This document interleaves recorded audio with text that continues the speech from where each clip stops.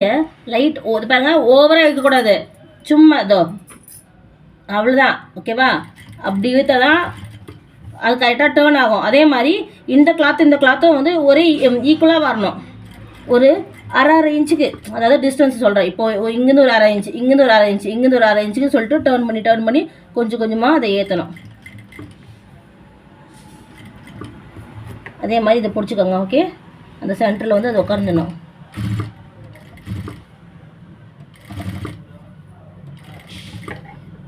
கொஞ்சம் கொஞ்சமாக அது சென்டரில் வந்தது.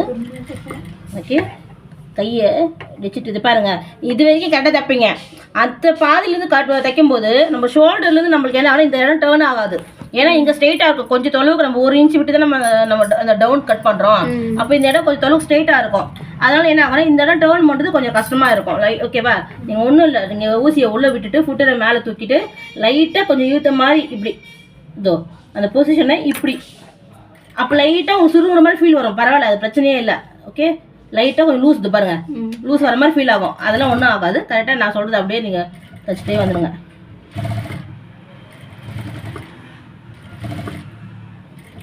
கையை லைட்டாக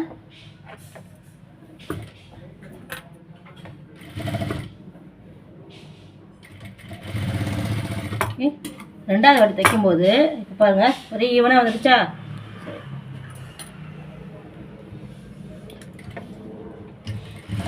நீங்கள் பிகினர்ஸ் நிறைய தப்பு பண்ணுவீங்க. கண்டிப்பாக கையை ரொம்ப இழுத்துருவீங்க. அப்போ என்ன பண்ணுங்கள், ரெண்டாவது வாட்டி அது மாதிரி தையல் போடும்போது லைட்டாக இந்த ட்ரிக்ஸ் நீங்கள் ஃபாலோ பண்ணுங்கள். கண்டிப்பாக பிகினர்ஸ்க்கு ரொம்ப யூஸ் ஆகும். இது நிறைய விஷயங்களுக்கு வரும். இது இந்த மாதிரி அந்த தையல் மேலே தையல் போடுங்க, பட் பின்னாடி பக்கம் இந்த மாதிரி கையை வச்சு தைங்க. நீங்கள் பண்ணுற தப்பை கூட இது இந்த மாதிரி பண்ணிங்கன்னா இது சரி பண்ணிவிடும். இது நீங்கள் கிளாத்து இழுத்துட்டிங்கன்னா இந்த மாதிரி சுருக்கின வந்தீங்கன்னா இழுத்த கிளாத்து வந்து எக்ஸ்பெண்ட் ஆன கிளாத்து ஆட்டோமேட்டிக் ஸ்ட்ரிங்க் ஆகும். இந்த மாதிரி பின்னாடி கையை வச்சுட்டு அந்த ஃபுட்டருக்கு பின்னாடி அழுத்தி பிடிக்கணும். இந்த மாதிரி பண்ணிங்கன்னா உங்களுக்கு கண்டிப்பாக இந்த ப்ராப்ளம் வராது. ஸோ இந்த பக்கம் லைட்டாக சுருங்கின மாதிரி தான் தெரியும், பட் நீங்கள் லைட்டாக அறுக்கிடுறீங்க, அவ்வளோதான். அவ்வளோதான். இப்போது இந்த ஷோல்டர் இருந்து நம்ம கையோட இந்த சென்டர் பாயிண்ட் இல்லையா, நேராக நம்ம இப்படி வச்சுட்டு இப்படி வச்சோம்னா நம்மளுக்கு எங்கேயுமே ஒரு பள்ளம் வந்த மாதிரி, அதாவது பார்த்தோன்னா கை வந்து உங்களுக்கு ஸ்ட்ரெயிட்டாக வரணும்.